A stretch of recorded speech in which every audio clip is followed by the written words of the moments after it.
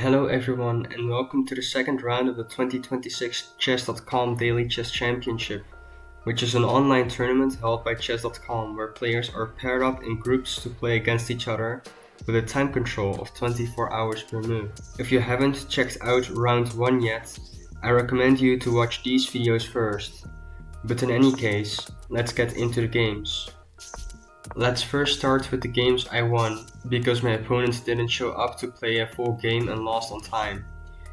These were against Tom Lechat, Dudzin 1910 and O Kaik.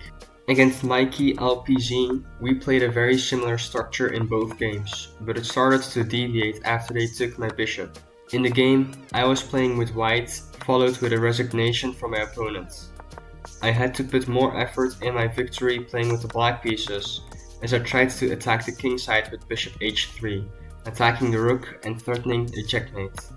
A queen trade was offered, and surely enough I was up material in a rook and knight endgame. Another fork helped me along the way, but all of a sudden my opponent unexpectedly trapped my rook, forcing me to sacrifice it to stabilize the position.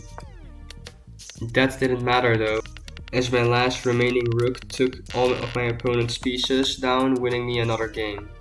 An interesting encounter during this tournament was the one with Sunflower 732 CZ, as they requested a draw multiple times throughout our match.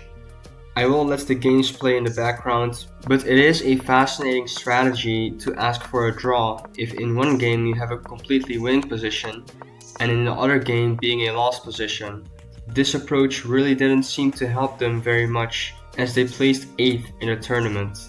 I eventually agreed to their draw request because I didn't see a reason to play on, even though I should have probably kept playing for one of the winning games.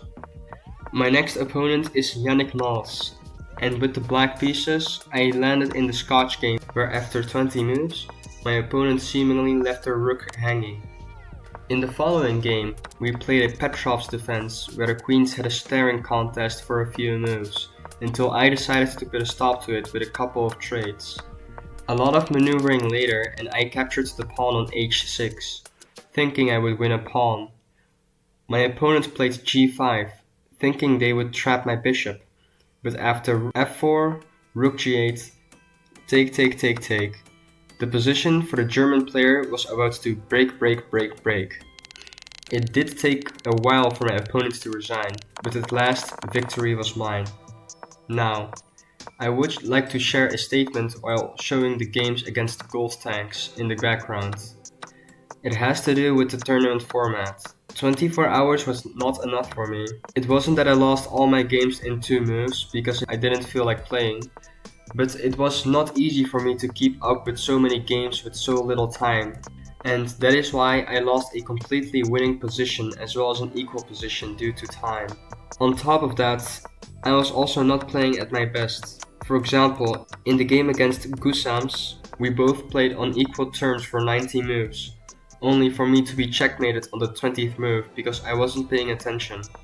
Losses like these really cost me valuable tournament points, and the 24-hour format was taking a toll on my tournament. I'm not saying that Chess.com should have increased the time format, as it already takes an understandably long amount of time for these games to finish. But I do want to say that in order for me to play a serious tournament, I would ideally have one time period where I could focus on the game instead of having different time periods to make my move. This indirectly suggests that rapid games are preferred over daily games, but on the other hand, I do think that playing a longer time format for daily chess can also give a good experience if you have enough time for it. As I am wrapping up my statement, I did lose against Gus Ams with the white pieces as well. Against Frenchman Fesse Mathieu, we played a queen's pawn position where we both attacked each other on opposite sides of the board. Unfortunately for me, their attack was much more devastating as I lost the game pretty convincingly.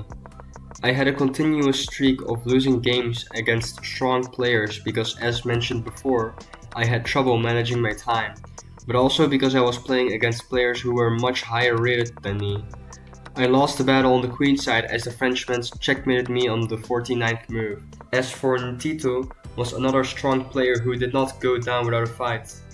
At first, I thought I had something with d4, but it turned out that this only motivated my opponent to storm their pawns on the queen side, causing me to lose my knight, then a discovery on my queen, and then a checkmate on my king.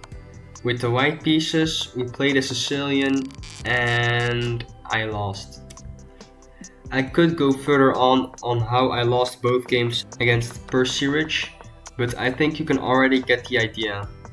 I didn't play my best round of this tournament, and despite the fact that a good portion of the players were above my level and I had difficulty playing on time, I still lost the tournament fair and square, as I ended up placing 7th out of the 12 players. I might consider taking daily chess more seriously by playing longer time formats in the future, but for now, that concludes the video, as well as the tournament for today. Thanks for watching until the end, and I will see you next time.